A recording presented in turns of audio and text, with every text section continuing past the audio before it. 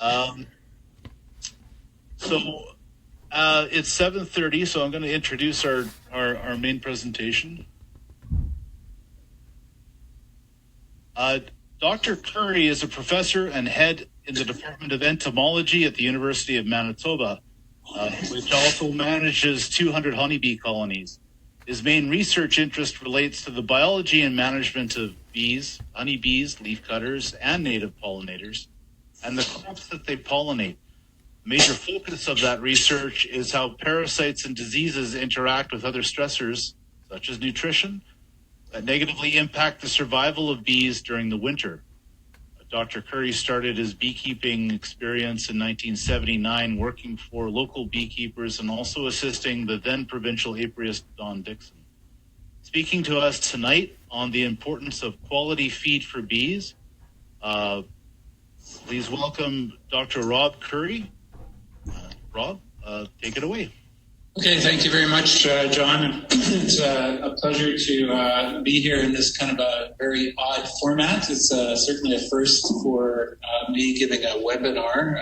I've done a little bit of online teaching last term, but this is quite different. Riel is going to work the controls here for the slides, hopefully, and so I'll be indicating for him when to advance because my clicker doesn't work with Cisco WebEx and the particular trainings format that we are using. Hopefully you can see the video of me speaking at the same time if you can the slides. If you can't, I guess we apologize for that, but the intent is for you to get that sort of dual interactive appearance, but we wanted you to make sure you had a very clear shot of the slides, so rather than trying to read the slides off of the actual video here, you hopefully on your screen are getting a screenshot that has the slides that would be in a very clear and visible format. So Riel, if you can sort of tap the thing, that's great. The topic of the seminar today is really focusing on corn syrup, and it's really kind of something that came about as a result of some things that happened this spring in relation to people getting the opportunity to buy syrup that was really cheap and thinking it was maybe a good deal, and a few other issues that are kind of going on. And we have in Manitoba had a very sort of a storied history with corn syrup and had a major issue with corn syrup causing a lot of losses in about 1995, in the winter of 95, 96. So the focus of today's seminar is really about, the impact that poor quality type of syrup can have and the impact that different types of syrup can have on your bees, in particular with respect to wintering bees, but also trying to look at the issue, I guess, of how to judge the quality of a syrup if you are maybe suspecting that it is good, or you think you want to buy it because it's cheap and you want to know if it's going to be harmful to your bees. So really the sort of focus of the seminar, and hopefully it won't go too long, is going to be related to that syrup quality thing. And it's something that both Riel and I got very, very involved in at the beginning of our careers. I think 95, I was still a fairly young professor, and I think it was Riel's first year on the job. The sort of story that happened was that there was one beekeeper in particular that in the fall started to notice some problems with his bees. He didn't think they were doing quite well, and as the winter progressed, we winter indoors here in Manitoba, he started to notice a lot of issues with dysentery and things, began to suspect that there was something wrong with the bees, that they'd gotten into something that they shouldn't have, some pesticides, and possible issues with contamination in syrup or something. So we did a lot of research trying to figure out exactly what the problem was, and it turned out that the problem was the syrup. At the time this syrup was sold into Manitoba, it was also sold into quite a few areas throughout the northern parts of the U.S. and other provinces in Manitoba. Quite a few beekeepers bought this syrup, and when they purchased this syrup, they were told basically, although this is off-spec syrup, it's really nothing wrong with it. It's just a little bit off in terms of the color, and it should be perfectly fine for you to feed it to your bees.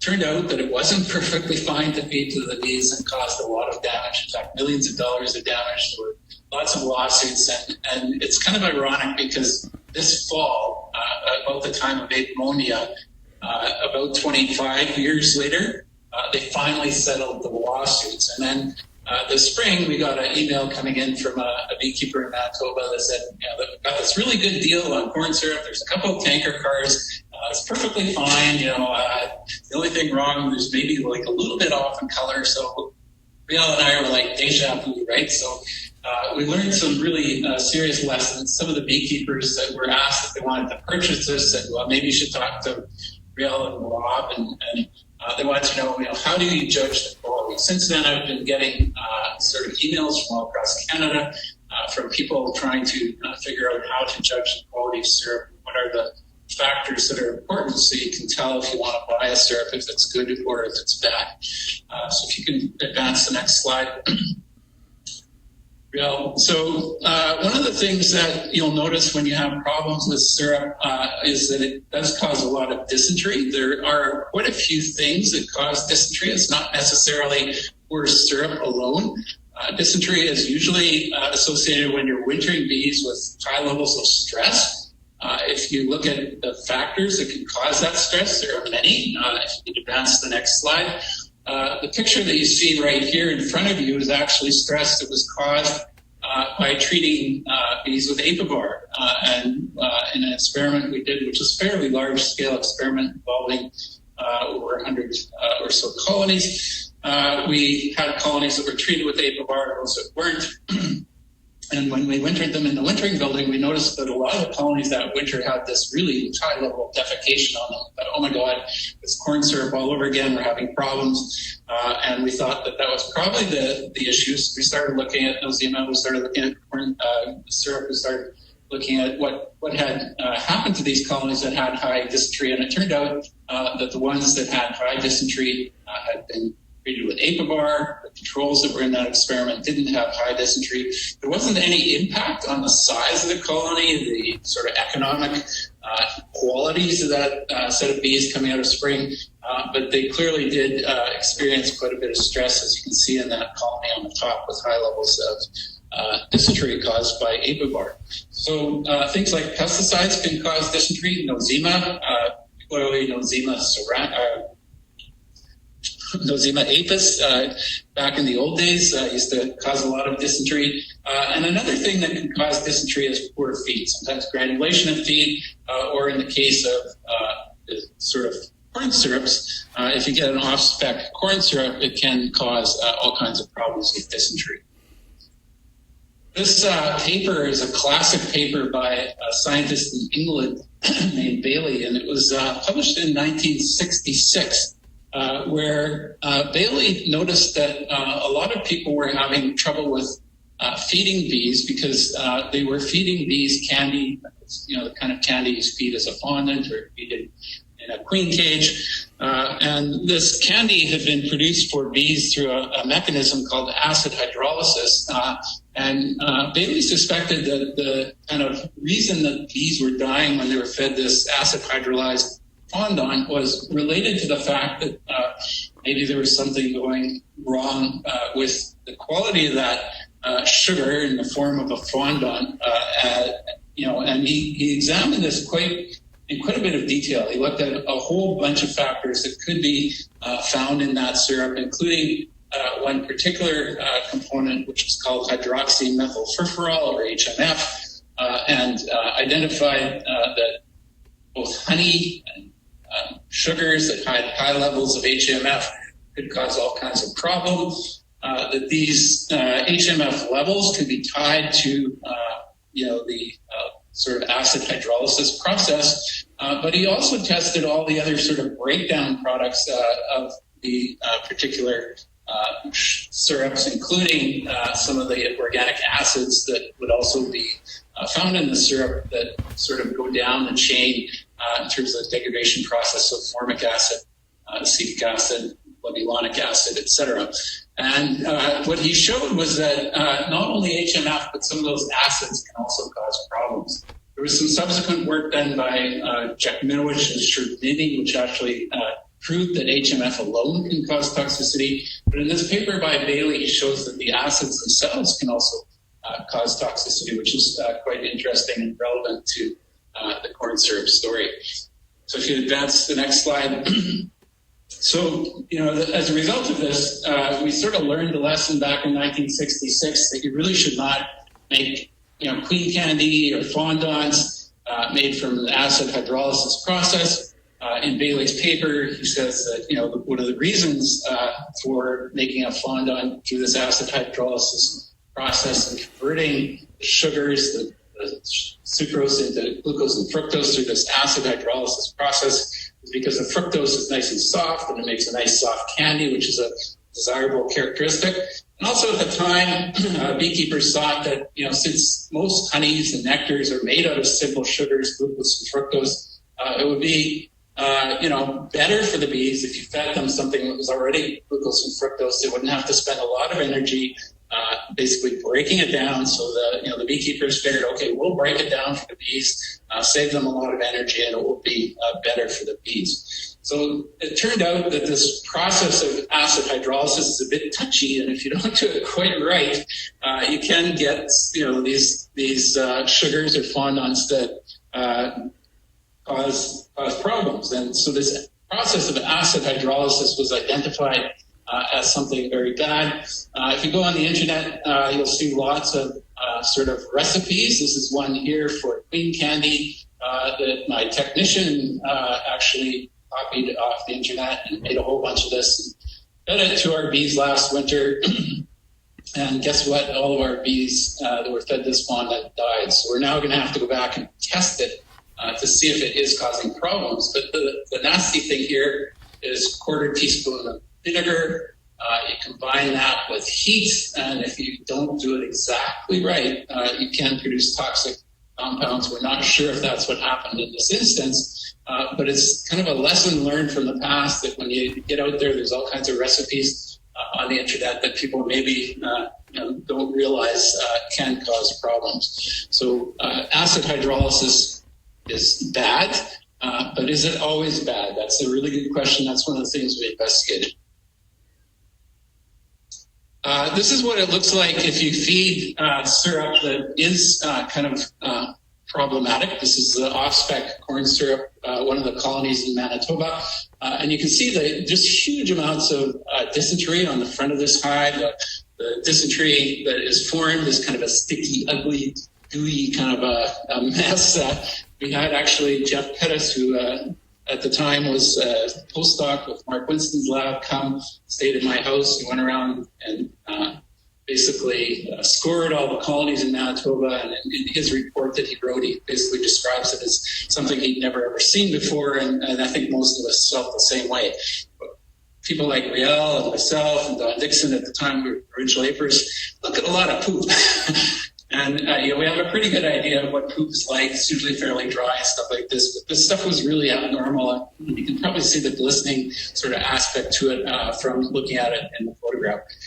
We were able to show in my lab that it was actually the corn syrup that was a problem. It wasn't related to a pesticide problem. And we then kind of wanted to take a little bit further and figure out what exactly it was related to this corn syrup that was causing the problem.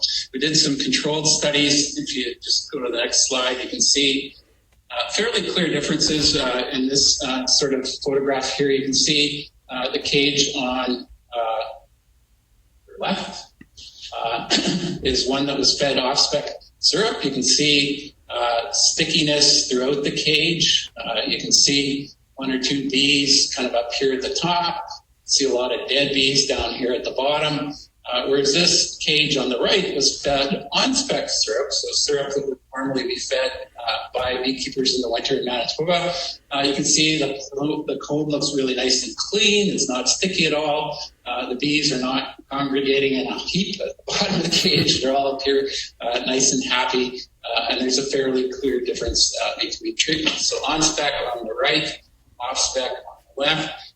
What is it about this off-spec syrup that's causing the problem? And how can we provide some information to beekeepers so that they can say, okay, if I'm going to feed this stuff, is it going to be harmful to my bees or not? Next slide.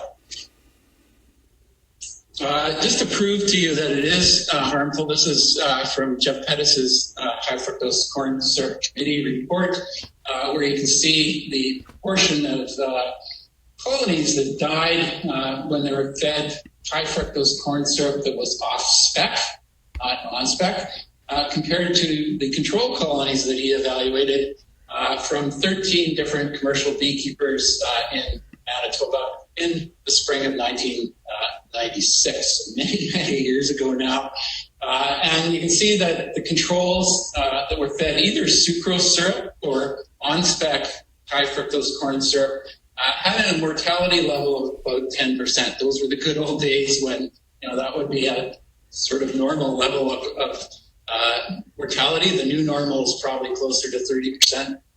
Back then, the average in all of these colonies was in the 40% range, which for the time was huge. And of course, some of the beekeepers had extremely high losses as a result of that. The damage sort of throughout the prairies and northern states, resulting in millions of dollars of losses. And you can see that no matter what the wintering method or the type of wintering situation, there was always a very clear difference between the colonies that were fed the off-spec corn syrup, which is the black bars here, or the ones which were, the off-spec corn syrup, which are the gray bars, and the controls, which are the black bars. These were colonies that were wintered indoors, and you can see the number of frames that were covered by bees in the spring. The ones that were controls fed syrup, that was either sucrose or on-spec syrup, had about 8 frames.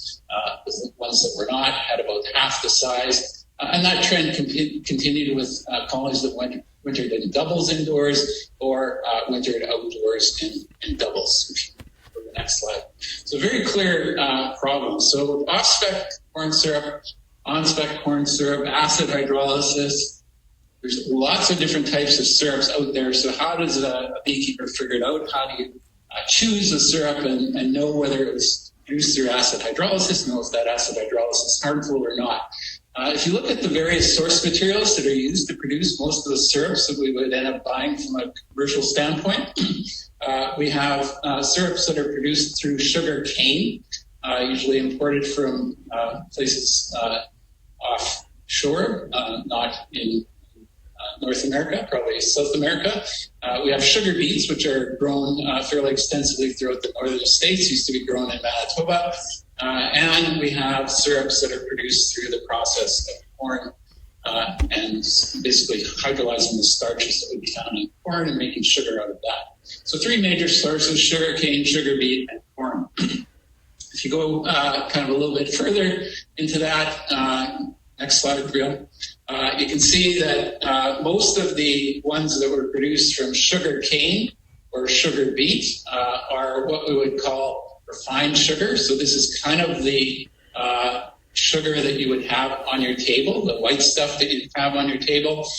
There's also a category called unrefined cane sugar, which is kind of like a brownish colored sugar. It's a little bit different than brown sugar that you might use for baking, but it is got a slightly bit higher molasses content than refined sugar. So refined sugar is your white table sugar, really pure stuff, really high quality. And it is made out of sucrose. So sucrose is a sugar. I'll show you a little picture of the molecule in a minute, but sucrose is made up of glucose and fructose stuck together. So when people are trying to use acid hydrolysis or some mechanism of breaking that down into glucose and fructose to make it better for the bees, they either use an enzymatic system or in the case of Bailey's study and in some syrups that you can buy on the market today, they sometimes break apart that sucrose into glucose and fructose by basically adding acid, sometimes heating it, and manipulating it in other ways to break apart that sucrose molecule into glucose and fructose. So you can get sucrose syrup that is sort of inverted through acid hydrolysis still today. Next slide. And this is just a picture of the sucrose molecule. So you've got glucose here in red, fructose in blue, and when you subject that to either an enzyme or acid hydrolysis. It basically breaks apart bond down the middle here, if I can control the cursor well enough, and that gives you glucose and fructose. So that's acid hydrolysis, that's enzyme hydrolysis. You're breaking up sucrose into those two simple sugars. Next slide. So unrefined cane sugar, we actually had some bags of it around the university that we fed it to our bees. This is kind of what it looks like. Kind of looks like brown sugar, but tends to be more granular in nature. If you look at refined cane sugar, it's your white table sugar. Next slide. So that's your sucrose, your nice white table sugar, and that is the gold standard, I think, for feeding the bees. As you see from the results that I'll be showing in a minute or two, this sucrose is always best. It's better than honey.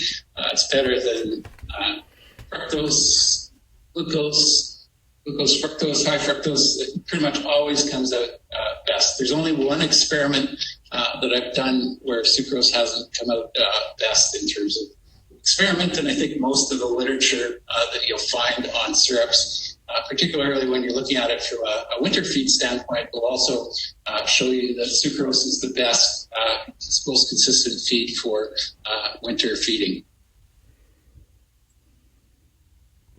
So what are the other types that are produced? As I mentioned, this sucrose can be converted into glucose and fructose, and that can have desirable characteristics. If you want to make nice soft candy or something like that, the fructose helps in that respect. It changes the concentration that you can get in terms of the sugar concentration in water, a whole bunch of different characteristics that make it desirable. And one of the ones that was available up in Manitoba at that time was called Rogers Medium Invert. So that was sucrose syrup that had been subjected to acid hydrolysis, broken down into glucose and fructose partly, but not totally. So it was a combination of sucrose, glucose, and fructose. So that's an acid hydrolyzed syrups, which we've sort of got this dogma as bad, but we wanted to test that and see if it really was bad. Okay, next slide. So that's acid hydrolysis. Normally, the dogma is acid hydrolysis is bad, but not always maybe. Okay, next slide.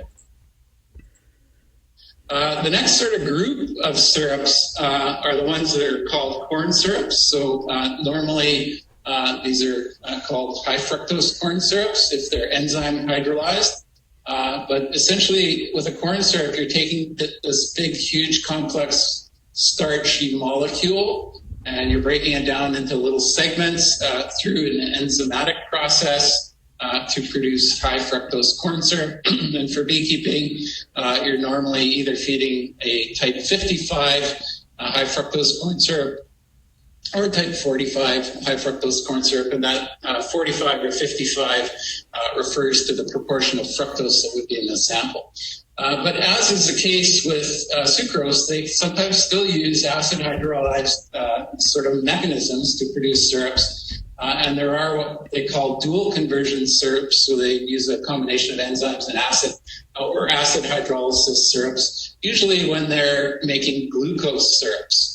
So normally all these high fructose corn syrups aren't produced through acid hydrolysis. The glucose ones sometimes are produced through a combination of enzymes and acids or acids. So a little bit higher risk there with the glucose syrups.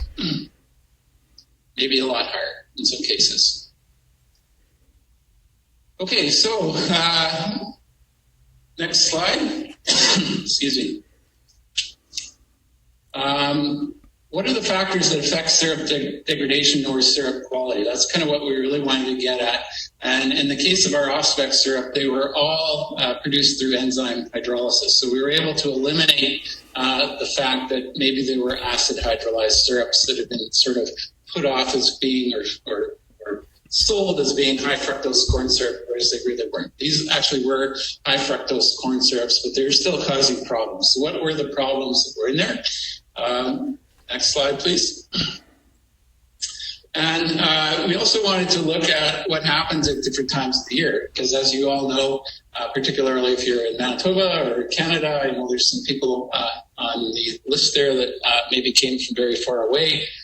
In Canada, we have very, very long winters. I like to say we have about 4 months of summer and 8 months of winter, or what a lot of the people say is we've got 8 months of winter and 4 months of bad sledding. So it's kind of like a really, really long period of time for those bees to get through the winter period.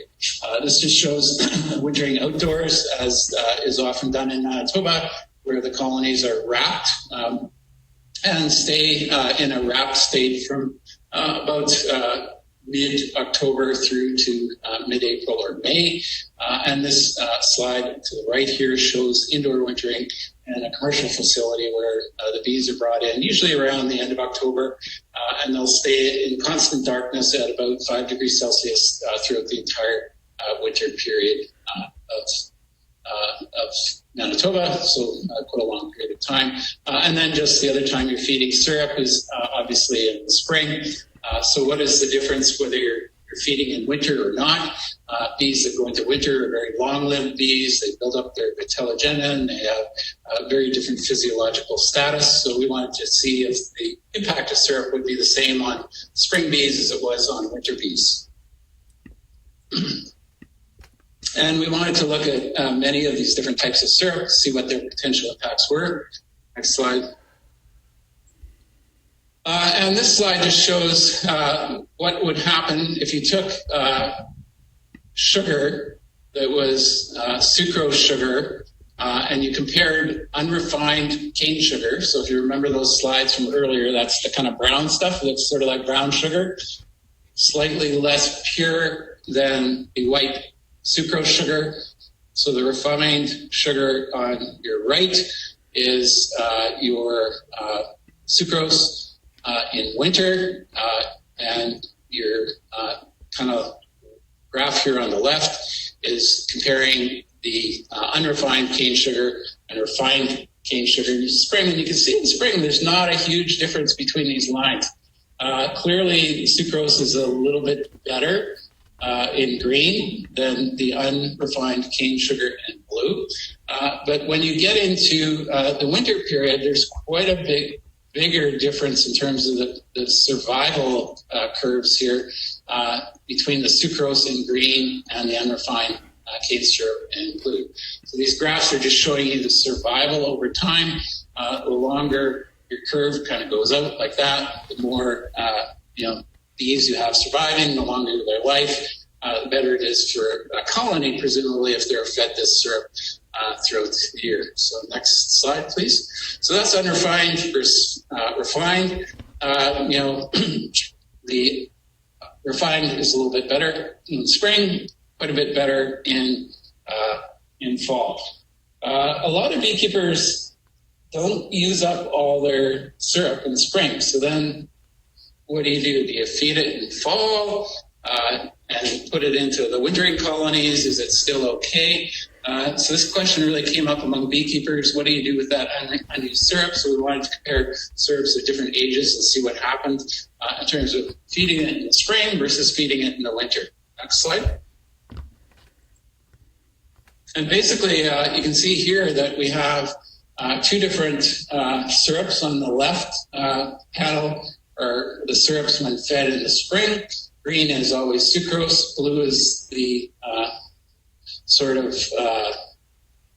other treatment. In this case, it's 6-month-old syrup compared to fresh syrup. So these are both sucrose syrups, but beautiful white sugar made into a syrup, one of which was stored for 6 months, one which was not. And you can see, again, 6-month-old syrup, when you feed it in the spring, doesn't really hit the colonies that badly. They can deal with it and survive quite nicely. But you feed that 6-month-old syrup in the fall, and there's quite a dramatic difference in terms of survival. So the message here is it's not a great idea to save that syrup from spring and feed it in the fall. If you're going to do it, you should probably be diluting it quite a bit, or you're likely to experience very severe mortality in your colonies.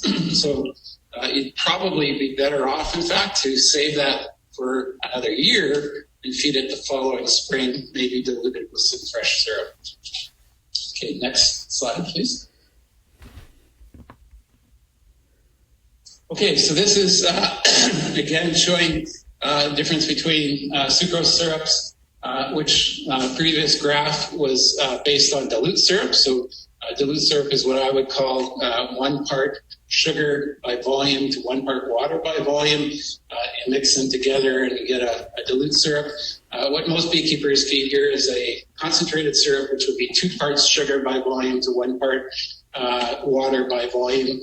And if you mix that up like that, it ends up being 67% sugar, and that's pretty much all the sugar in terms of sucrose that you can pack into the water.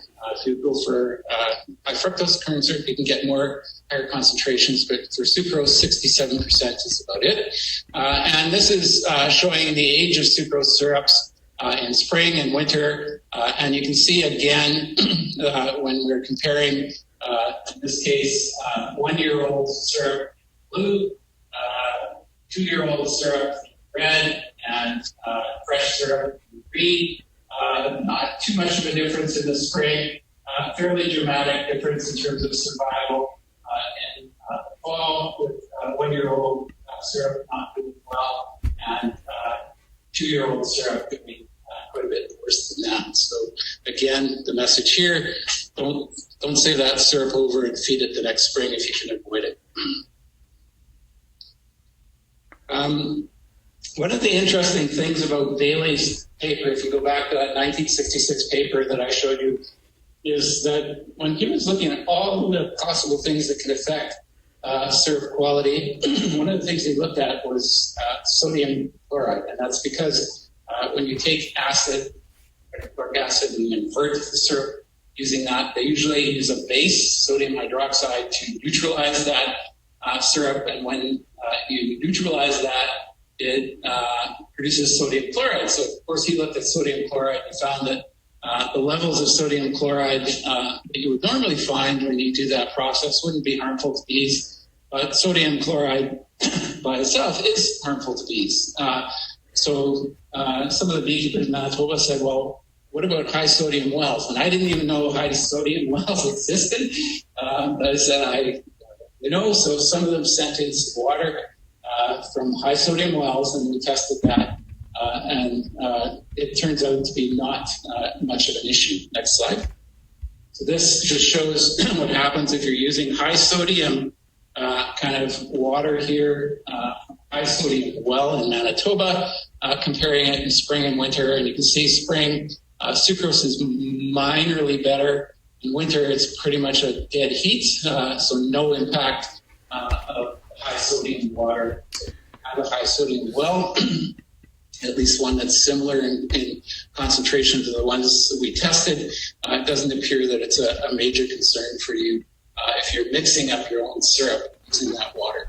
Next slide. Okay, what about those acid hydrolyzed syrups? Are they really bad, and what is it about them that is bad? They use the acid to kind of break that bond, and when you break that bond, it creates a sort of a type of a poison that's called hydroxymethylfurfural. This graph here just is from Bailey's 1965 paper that shows how to quantify that. Next slide.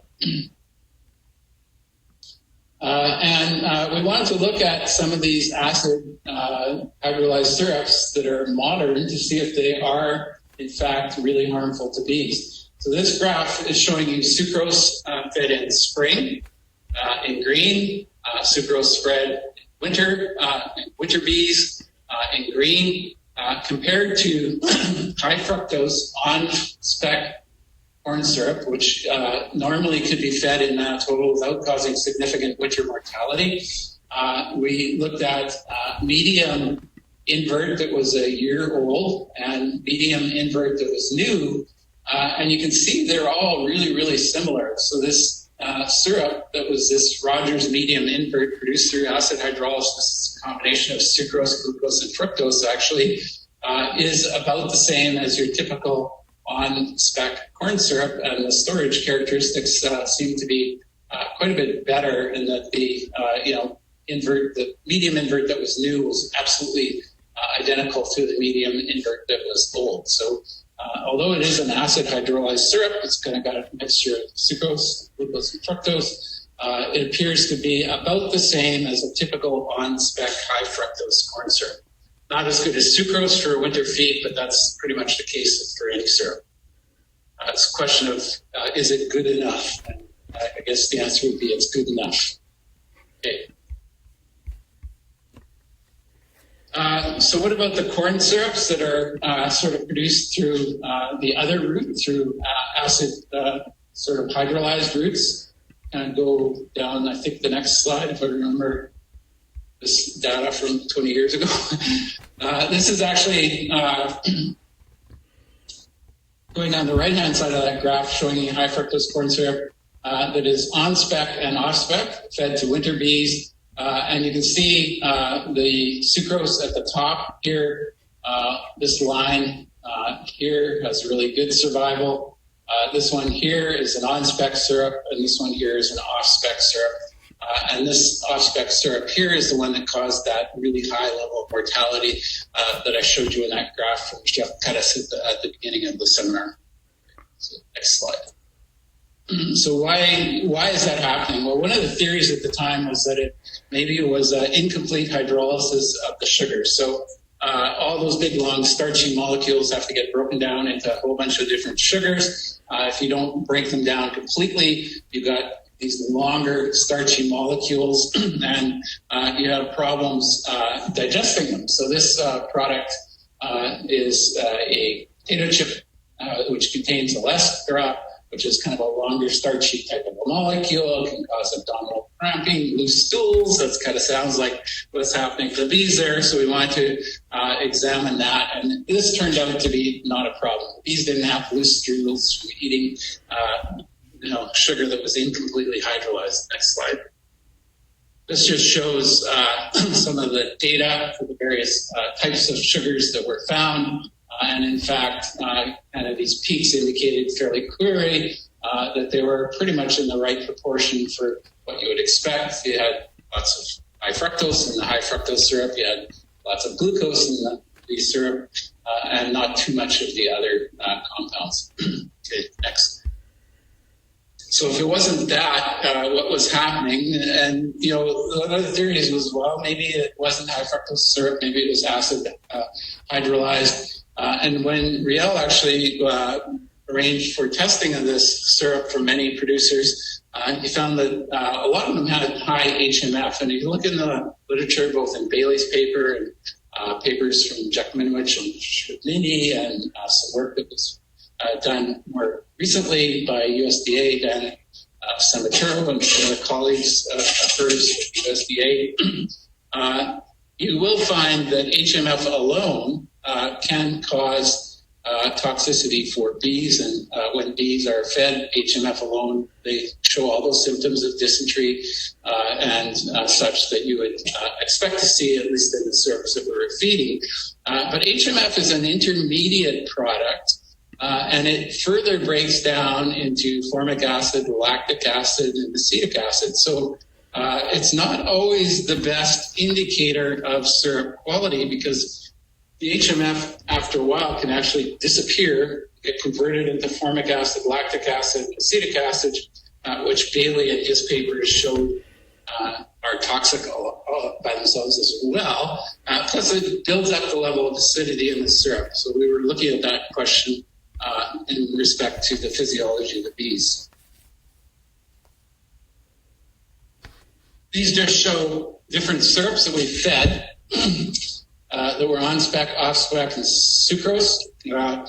The off-spec syrups ranged from 24.4 parts per million HPM to 111 parts per million, and basically caused fairly high mortality in bees.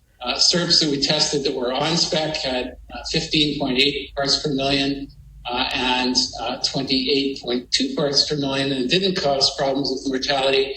So if you kind of look at this data closely, you see 28.2 doesn't cause problems, 24.4 does cause problems. So that tells you pretty much that HMF alone isn't a really good indicator.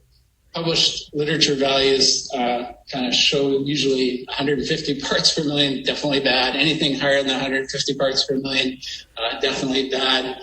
Usually anything under 30 would be considered safe, but here we had a on-spec syrup with 24.4, an off-spec syrup with 24.4 that wasn't safe. So HMF is an indicator, but not definitely something you should hang your hat on or your bank account. Next.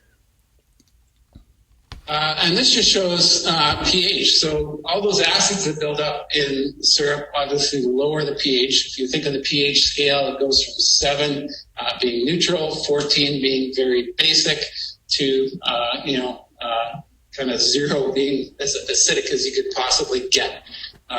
If you get on-spec corn syrup, it's kind of usually in this range here, and high 3s to 4s. And that syrup that's in that range usually doesn't cause a lot of colony mortality. But when the pH goes down, all those acids build up, you start to see very high levels of mortality. So here we have 2.8 going to 3.4. These syrups are causing a lot of mortality. So pH itself seems to be an indicator, but again, pH alone, there's a lot of variation in the scale, isn't going to tell you the whole picture.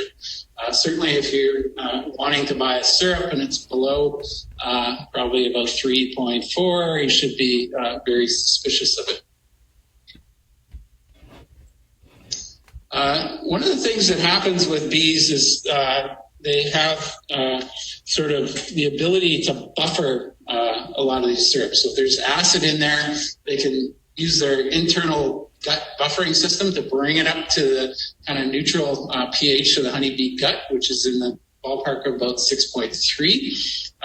But winter bees, it appears from the research we did, are not as good at buffering syrup as the summer bees. So we actually looked at the buffering capacity of these various syrups, and you can see these titration curves for syrup on this slide. Sucrose basically doesn't cause any problems at all. There's no buffering capacity, whereas the off-spec syrup, if you're trying to neutralize that syrup by adding a base to it, takes a lot of stuff to be able to neutralize it. So it's got very high buffering capacity. The on-spec syrups are somewhat in between. This one over here called Lily White is actually a glucose syrup produced through that enzyme acid hydrolysis process. Turns out to be not bad. Doesn't have much buffering problems. Next slide. And this just shows you a comparison of various syrups based on their sort of titratable acidity. So if you're kind of looking at this graph, and I'm moving here so I can actually read some of the figures because I can't see them on the screen that's up there. We have these 3 lines here that are at the top in sort of a magenta, green, and red that are different types of on-spec syrup, from high fructose syrup. There's the green is Progl high fructose syrup. Titratable acidity was 0.6. The other one here is 2.1. And this blue one, or magenta one, is actually the Lily White glucose syrup. So it's actually pretty good titratable acidity of 0.7, so not much problem for these buffering capacity. The off-spec syrup, however, 4.6. And another glucose syrup, which is actually called, the brand name is Beehive, ironically. I used to have it in my lab, and I used to use it to feed observation hives. And, you know, it was a really nice container. It was kind of looked shaped like a beehive, and you know, had the syrup in there. So I give out observation hive for the teacher for their school, and I give them this bottle of syrup to feed it, to feed Currie-Imporance, and they always came back dead. And I thought, you know, these teachers are idiots, right? they're killing these bees. You can't do a simple thing. Anyways, it turns out that beehive corn syrup is what was killing the bees.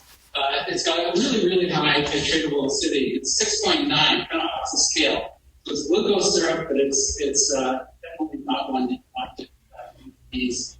which is a lesson I the hard way. Okay.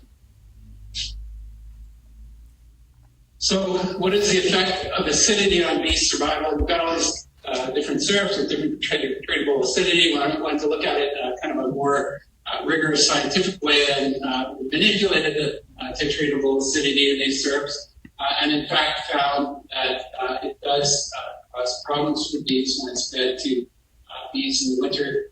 When you get up in the ballpark of 5, that's your off-spec syrup, you see very significant levels of reduction in survival. Ones that are in the on-spec region here give you about what you would expect for bees that were kind of fed sort of a high fructose corn syrup that's considered on-spec. And the top curve here is your sucrose that is fed without any titratable acidity. So if you take sucrose, you put this in there at this level, it says titratable acidity with really good measure of slide.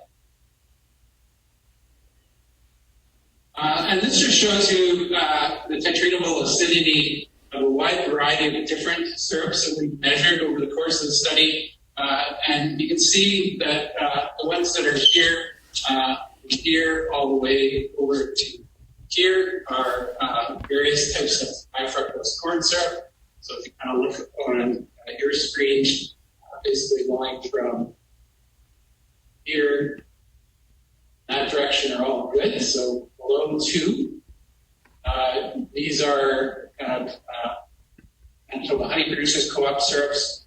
Really low, very good.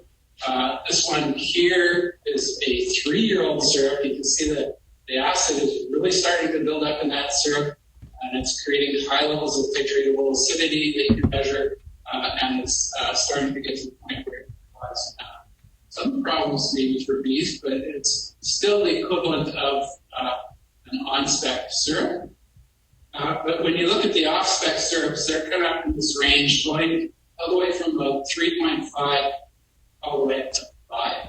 So that's kind of the cutoff range. If you're measuring titratable acidity, the lower the better is the message, because if you buy it when it's kind of here, and you store it for any length of time, if it gets exposed to heat or anything like that, it's going to go up there and get worse. So you really want something when you buy it, it's kind of down here, it's over time it's going to get worse.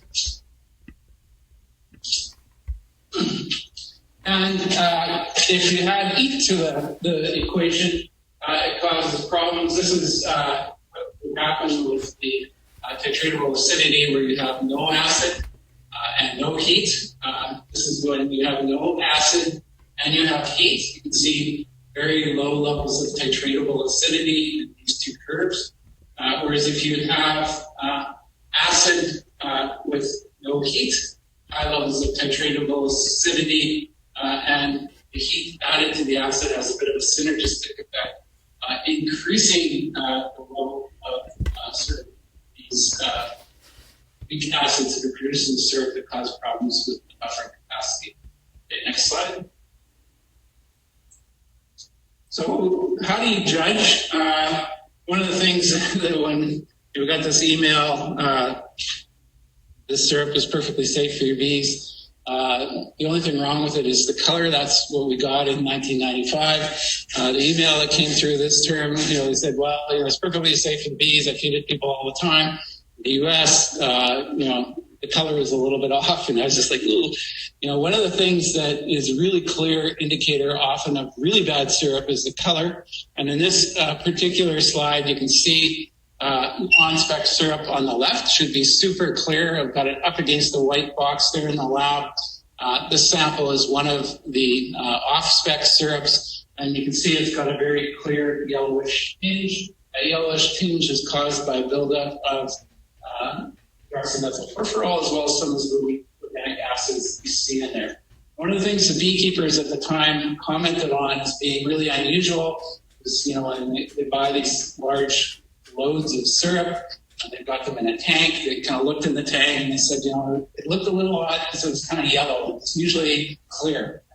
This is the kind of difference here. So, Yellow is bad, and it's associated with all kinds of things. If you've got a syrup that's off in terms of color, you should definitely be checking for HMF. You should definitely be checking for pH. You should definitely be checking for the titratable acidity of that syrup. Okay, next slide. So my take-home message is don't feed pee to your bees. If you've got a syrup and it's got the color of urine, it's probably not something you'd want to drink as an individual. It's also not something that you really should be feeding to your bees. And anytime you've got a syrup that somebody's selling you for a really, really cheap price, you should definitely, particularly if you're thinking about going to use it as a winter feed, definitely have it rigorously tested, or better yet, buy only high quality on spec high fructose corn syrup, or even better, just bite the bullet and pay the price that you need to pay for sucrose, which is almost always the best quality feed. There have been a number of studies that have been done that have shown that high fructose corn syrup, when it's high quality, is an acceptable feed. Some work done by Erickson in the U.S. has shown that. Certainly our experience with feeding corn syrup here in Manitoba has been that way.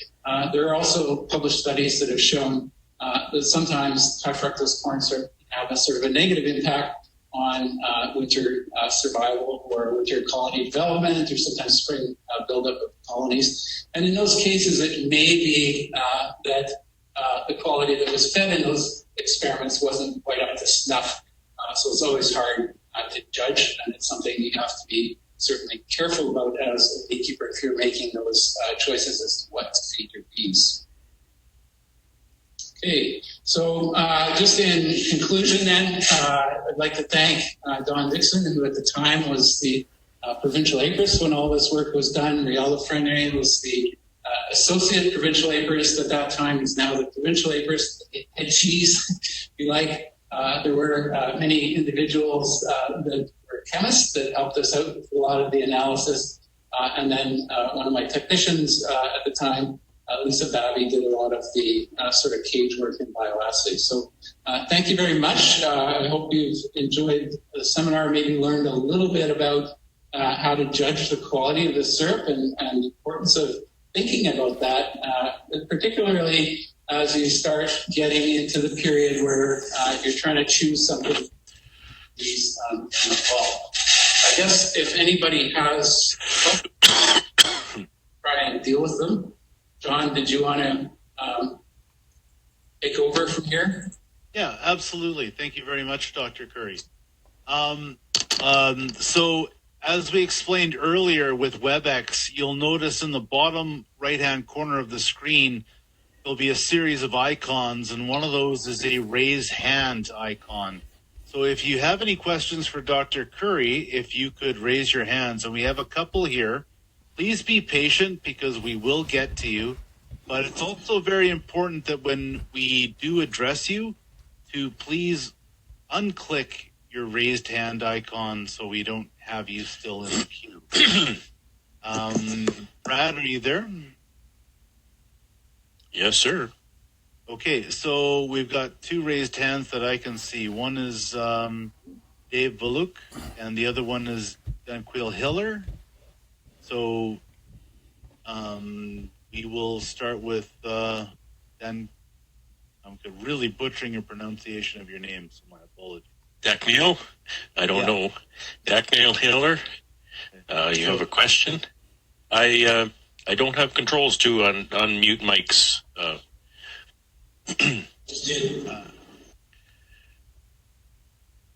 Try again, Brad.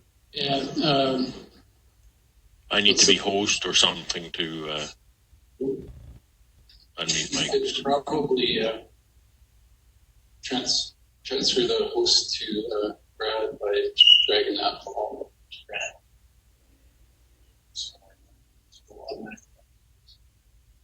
Or just unmute. So I'll try this wall. Yeah. Hey, Brad, I think we transferred control to you now. Can you hear us? Yeah, I'm not seeing the unmute control, sorry. I still see Rob as host. I think if you right-click on me, you should be able to transfer host. Change role to.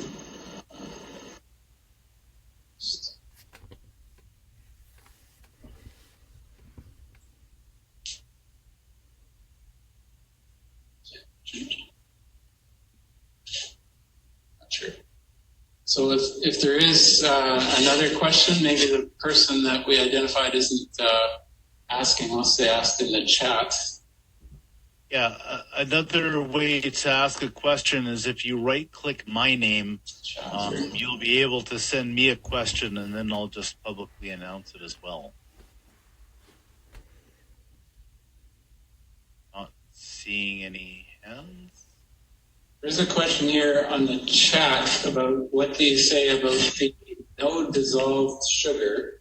I assume that is kind of related to feeding dry sugar, which is something not commonly done in Manitoba, simply because our winters are really long and the bees often can't utilize it. We have a problem with canola kind of honey here.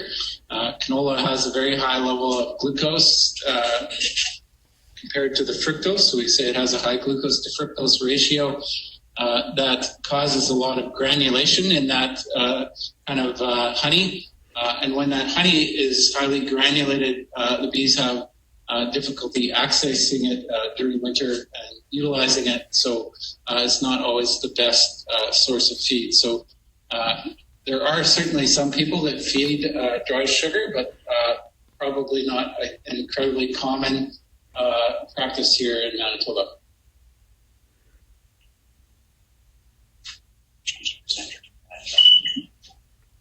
Yes.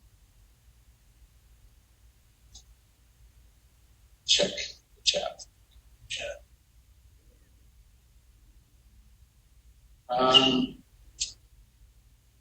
Okay, so I'll just go through these in order. Maybe start with the one, go back to the beginning, the one I just answered. I have controls now if you want me to do that. Okay. Is icing sugar the same as? Is icing the sugar is white granulated sugar? The answer to that is no. There's quite a few kind of starches and things in icing sugar, so definitely not equivalent to sort of really finely ground, for example, sucrose or dissolved sugar. So icing sugar itself, is not equivalent to glucose, fructose, or sucrose. Sure. Yeah, I shouldn't be making a syrup out of icing sugar. It'd be really expensive as well. Is icing sugar the same as white granulated sugar? I think I just kind of answered that. Jumping in, I've heard that putting a certain amount of bleach helps keep high fructose 55 good longer. Any opinion on that and how much? I've heard at least from one commercial beekeeper in Manitoba that adding bleach to syrup helps to sort of control molds in the syrup, but I have never tested it, so I really can't comment on whether that would be a good thing or a bad thing to do. You speak more about the effect of sodium chloride in syrup. What exactly caused the problem? Some beekeepers use it to control mold. So I didn't test sodium chloride in syrup. Bailey did. And the levels that cause toxicity actually in his paper, if you want to kind of look it up. So if you're feeding fairly low levels of sodium chloride, it's okay. And I believe actually 0.01% sodium chloride is not a problem. Bailey saw significant reductions in survival when the level got up to 0.1. So sodium chloride is okay at low concentrations, but at high concentrations, toxic. Can you clarify that glucose syrup can be both good and bad? It just depends. It does just depend. had glucose syrups that have been quite nice, and we've had some that have been quite toxic. So if you're going to feed them, you really want to make sure that you check the levels of acidity in them in particular, and test the quality. There was a paper done by, not a kind of a scientific paper, but a paper done by Dick Rogers from Eastern Manitoba about 30 years ago, 25 years ago, a very long period of time ago, where they tried feeding it in pails and such to bee colonies. And I was trying to find that paper just before coming into the seminar, and I couldn't dig it up. But he reported quite a few problems with the syrup being sort of sticky and difficult to handle. And I think some of the glucose syrups that he tested in that study were some of the acid hydrolyzed ones that did cause some problems for bees. So if you're feeding a glucose syrup, it's definitely something that you want to be cautious about, because a lot of them are produced through that acid hydrolysis system. And depending upon the way they're produced, they might have high levels of toxicity. But certainly we tested at least one that was quite good. That lily white one was better than high fructose corn syrup. Besides the color, trying to be as clear as possible, what is a good method of checking the pH? Can you get a pH meter and check on site? I usually purchase from someone who gets their product from a soda maker whenever their lines are cut over. So checking the pH of the syrup isn't a trivial thing. You have to get the right dilution. If you try to just dip a pH meter in concentrated syrup, it won't give you an accurate result. So there are kind of procedures for doing that. I could probably dig them up and maybe post them on whatever site they're going to put the kind of information for this webinar on. But there is a fairly rigid protocol. You have to dilute that syrup to a certain concentration in order to get a good pH reading. And of course, you need proper technique to run sort of two standards to calibrate your meter and then take your reading while stirring. So it's not a simple matter of just dipping a pH paper or something in. Is cane sugar better than beet sugar? That's a good question. And if the cane sugar is highly refined, it would be equivalent to beet sugar. So the cane sugar that is sucrose and the beet sugar that are sucrose are both really, really pure, really, really high quality. And I would suggest that there's absolutely probably no difference between those two. Icing sugar contains cornstarch. Somebody said that. Yes, I think we mentioned that earlier.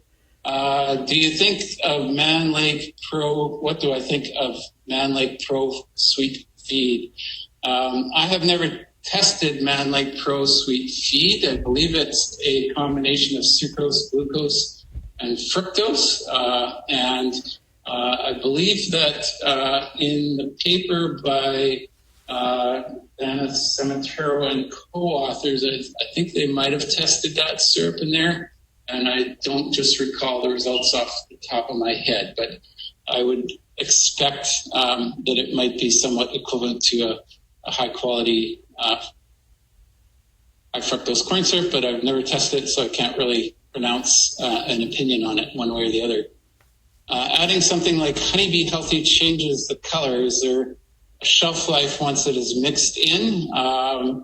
I don't really have any data on what adding something like Honeybee Healthy would do to the quality of the syrup, but the problem with the color in the case of the high fructose corn syrup is it was an indicator of the presence of other bad compounds building up in the syrup. So, if you added a food dye that wasn't toxic and you changed the color, it's not the color itself that's causing problems. So I don't know of any published data on negative impacts or positive impacts associated with adding Honeybee Healthy to feed. Honeybee Healthy is added to syrup as a preventative measure against fermentation. Apple cider vinegar is reputed to be a known substitute. Thoughts? So apple cider vinegar, bad idea. Any acid that you're adding to syrup, particularly if there's any heating, if it's stored in a tank outside where it might get exposed to the heat, even just adding the vinegar. Vinegar is acetic acid. Acetic acid is one of the compounds in Bailey's paper that is known to be toxic to bees at high enough levels. So I wouldn't recommend adding apple cider vinegar to syrup. Especially if you're feeding it in the winter, I think that would be a very kind of bad idea. It might be possible to not kill your bees in the spring, but it's probably not going to do them a whole lot of good. In Wyoming, once I pull honey in August, I plan to feed the bees until November, then into a small shed until March. Should I feed inside the inside the shed, or just leave them bee? And bee is spelled BEE. So good sense of humor there from Wisconsin or Wyoming. I like that in Wyoming people. We feed all the time in the shed, and there's no problem. So.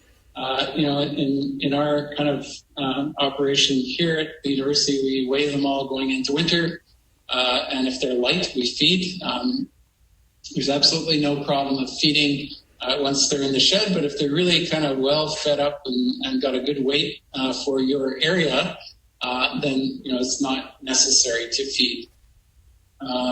Question: I've heard that ProHealth or Honeybee Healthy can extend the shelf life of syrup. Have you heard this?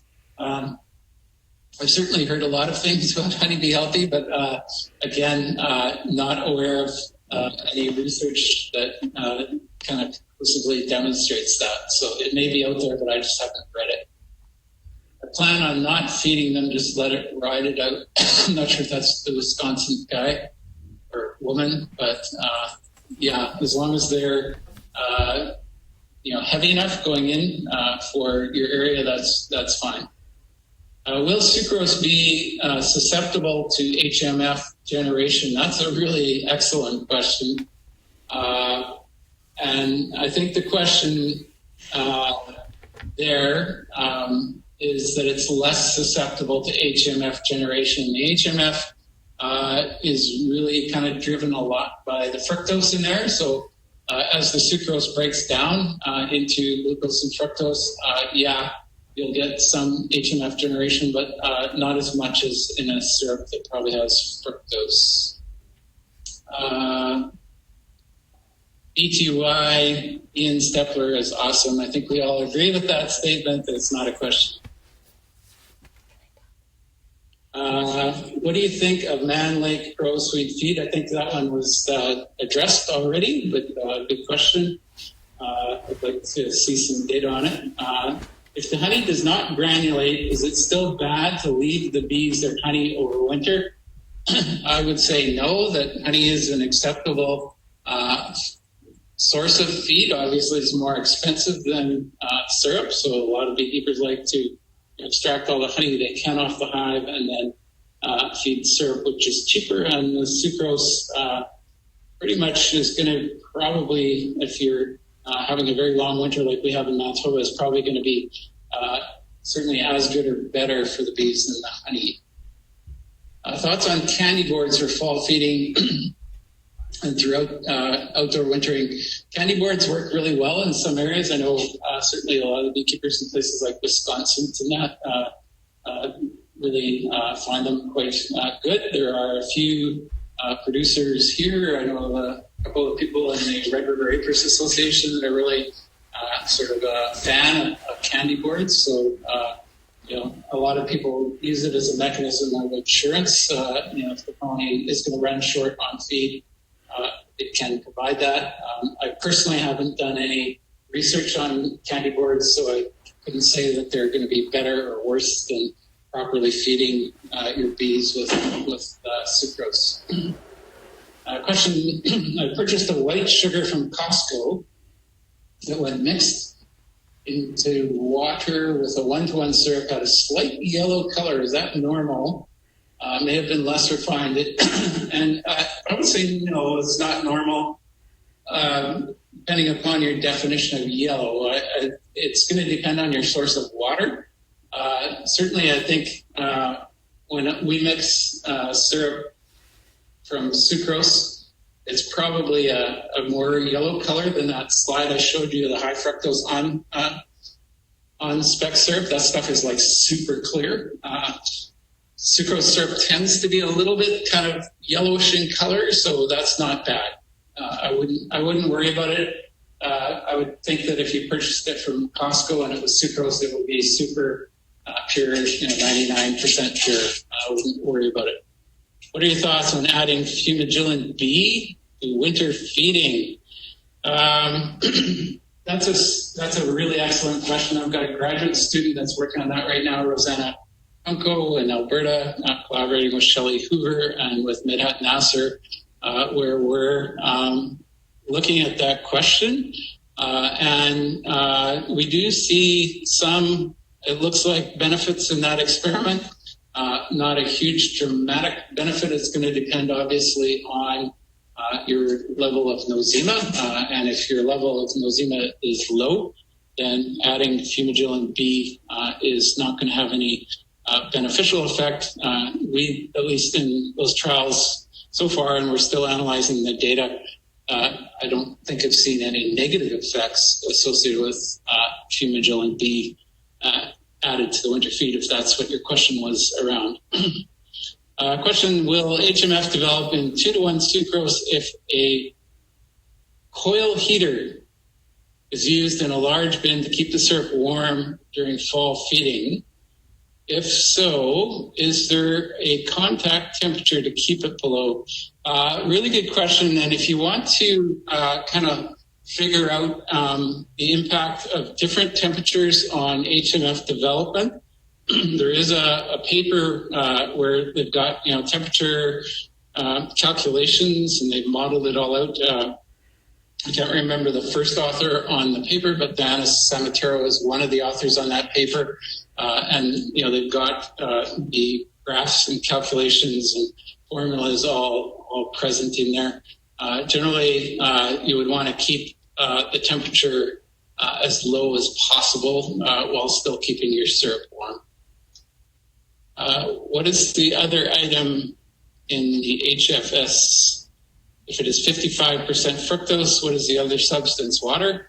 No, the other substance is glucose. So they break down the syrup into fructose and glucose.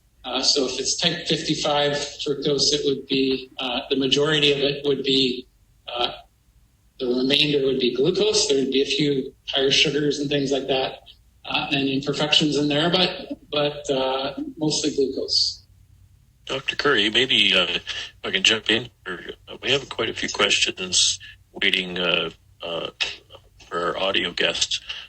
Okay. I would hate to miss somebody. I could maybe just take a couple of those. Yep. Get my act together. I have control now. Okay, that's good. Because Riel and I are kind of incompetent. Well, we're getting the job done together. Janine has her hand up, so I'm going to unmute her mic now. So go ahead, Janine. Oh, hi there. Can you hear me? I can hear you, Janine. Why, thank you. I need to turn the outside noise off. Okay, I've actually moved outside. Is that better? I feel warmer, yes. So I know the actual minutiae of all of this, but I actually am deadly curious about whether or not the pesticide residues with regards to the different types of bee feed or feed sources is an issue or anything. I'm unsure as to what the refining process is between corn syrup and sugar beet. Any detection of pesticides? Yeah, we did actually run a screen of 256 residue sort of compound analysis on the syrups that we tested, and there was pretty much no issue with syrups. You'll sometimes get pesticide residues in colonies. We're studying that right now. We're actually collecting nectar from colonies as part of a genome Canada project, along with Amro Zayed at York University and Leonard Foster at UBC, as well as others like Shelley Hoover, Steve Cornell, Esther Guzman, Gary Giovanizzo, and others I will feel bad about leaving off, but we are looking at whether there are significant residues in nectar in colonies. But in a manufactured syrup, I would be surprised if you found any sort of detectable residues of compounds, at the point of purchase. Does that answer your question, Janine? Indeed, and I'm actually a University of Guelph Bee Lab brat, so thank you for mentioning her, Mr. Guzman. Okay. Thanks, Janine. So I know I saw other hands here. I'm just going down the list. Okay, we have Neil Spec. Go ahead with your question, Neil. Hi, Neil. Hi. How's the plane? What's that? How's the plane? Didn't fly today, but flew a little yesterday. Lots of fun. My question for you is around the feed blocks or making emergency feed and how to make them. If you, I know that you can buy it commercially, but it coming out of the States is rather expensive. Any suggestions on how that might be made? Is it just sucrose dried out into a block like candy, or is are you talking about making a fondant? Well, yes, or block candy. Yeah, I probably would say no, that I really haven't done any research on that, but I'm sure there are others that have worked out nice systems for producing it. That a lot of the candies use that sort of fructose as a way of keeping them soft and things like that. So, if you're grinding up white sucrose, it might be possible to get a better sort of more, and the fructose is hygroscopic, so it really pulls in the water and keeps it moist and pliable. So I would think that something with fructose in it might be a little bit better, but that's pure speculation on my part, and I haven't done any testing. And mine as well. Yeah. So the other question would be about winter feed in the buildings. We do some of that, but you said you have absolutely no problem. We do have problems with them taking it with certain, especially with the nozemas in the building. Is that your take as well? Some of them will take as much as you give them. Others, you can do whatever you want, and they just won't touch it, right? So I don't know why some of them reject it and others take it, but that's absolutely what happens. Okay, we measure the syrup. I'm not special then. Yeah, no, and it doesn't seem related to their need, right? The ones that are super hungry, or you'd think they're like barely alive, should be like sucking that stuff back, and they don't. They, I think maybe it's related to the genetics of hoarding or something. Some of them are really good hoarders, and others are not. But I haven't figured out why some take it and others don't. Thank you. Okay, thanks, Neil. Thanks, Neil. I'll just scan for more questions here.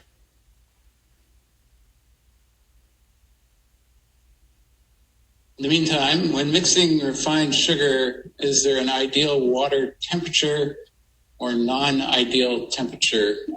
Generally, we mix it up with warm water, and if you're mixing up that white sugar, we heat it up fairly high. It doesn't really cause an issue. If you remember my graph that I showed of heating when there's no acid with the sucrose, it made absolutely no difference. So I think, if you heat it up fairly hot, it obviously dissolves a lot faster, much easier to mix. So there doesn't appear to be a lot of risk. As long as there's no acid in there. If you're just mixing white sugar in hot water, you should be fine. So when mixing sugar syrup, I'm assuming water temperature matters. So I think I just covered that one. Have you used dry bee feed from Harvest Lane Honey Company? No, I have not. Does it boost brood production? So can't really comment on that one because I don't even know what's in it.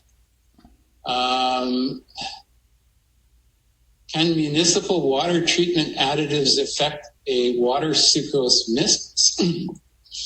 When I used syrup from a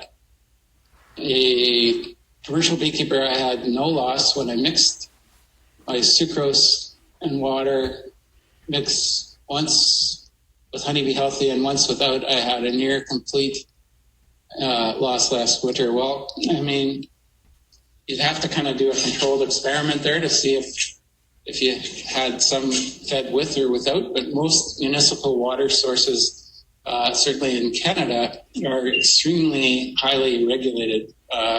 So there shouldn't be any sorts of bacteria or other things in there that could cause problems. So I would suspect if you're in North America, most municipal water sources would be of very high quality and shouldn't cause any problems for feeding.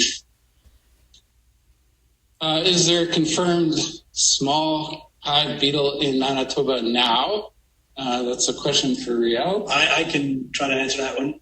At this point, our inspectors are looking for small hive beetle while they're doing AFB inspections, and there's been no report of any small hive beetle. The only reported small hive beetle was the one that came in the package of queens from Hawaii, and that beetle was immediately collected and frozen and has been sent off to the lab.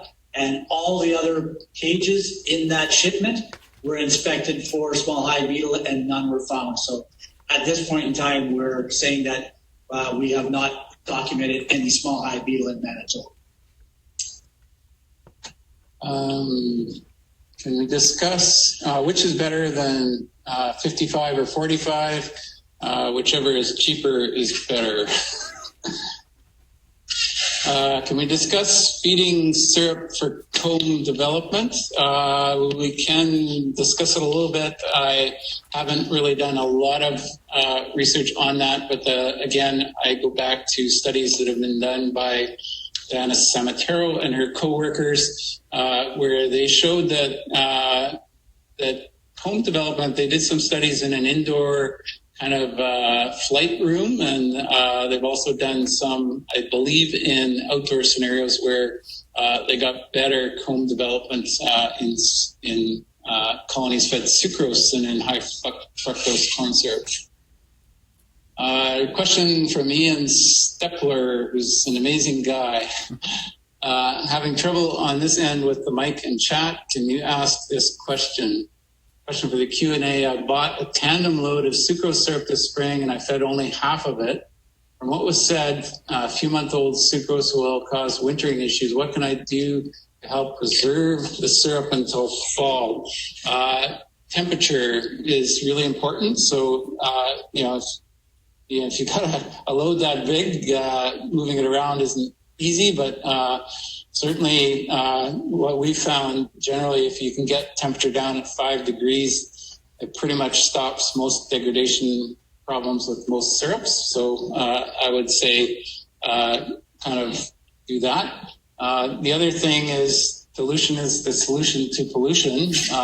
And in Bailey's paper, they had a ratio of 1/8 being the sort of dilution that would pretty much solve all your syrup problems. So if you can dilute it down rather than feeding it in a concentrated form, better.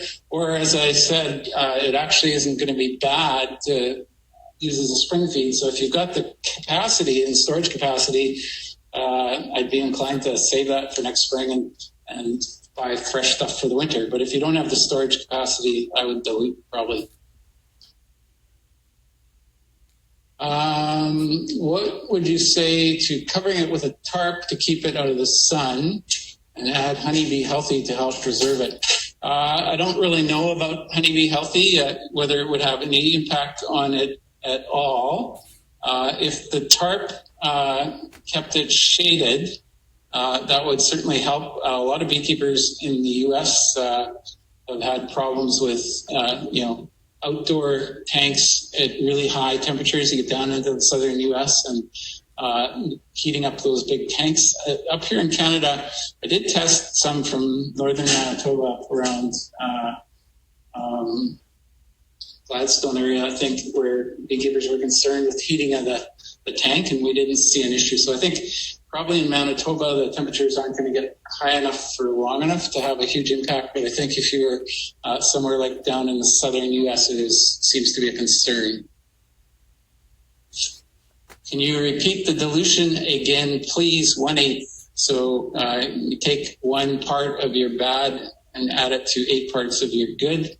And that seems to be a ratio that Bailey, at least in 1965, found would prevent significant losses. They're very nice comment from Ian Stepler, who we've already acknowledged is amazing. So thank you, Ian. Are there any oral questions left? No, Rob, we have no more hands raised. Okay, I think I'm not seeing anything further on the chat, so I'd like to thank everybody for logging in and listening, and hopefully, there's a question here about fructose in the pollen patty. Can't comment on that as I haven't ever tested it. So, yeah. All right, thank you very much, everybody. Enjoy the rest of your evening wherever you are and however long that may be, and stay healthy. Thank you very much, Rob. On behalf of the MBA, the Red River Apiarist Association, the Brandon Area Beekeepers Association, and the South Central Beekeepers Association, thanks for donating and dedicating your time to this talk on such a broad topic that affects us all. You're cutting out. Yeah, that's unfortunate. Just thank you very much, Rob, on behalf of all the Manitoba Beekeeping Associations for doing this presentation on a topic that affects all of us. Okay. All right. If that's everything, have a good night, everybody. Thanks for joining us tonight.